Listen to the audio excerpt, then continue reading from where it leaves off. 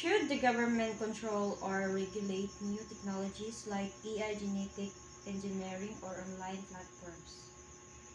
Yes, the government should take control uh, to it.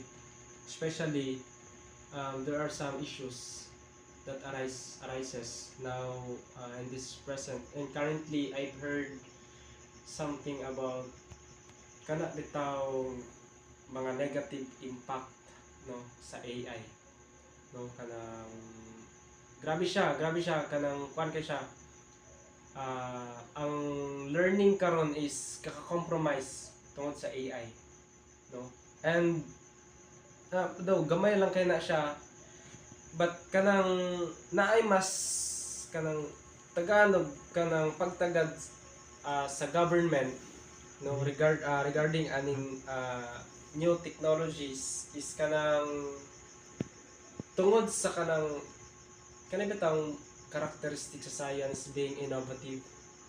So ang innovation is good but to the extent that it causes harm especially sa environment.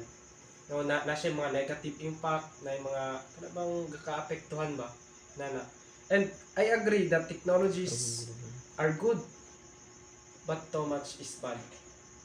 And online platforms, especially in social media, it was good. But there are cyber criminals and also naay kanang gapang take advantage sa kanabitang pagka high tech nato karon.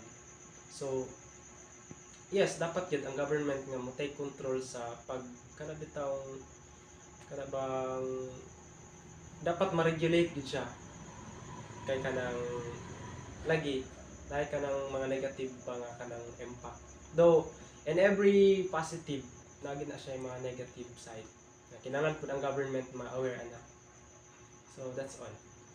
Thank you.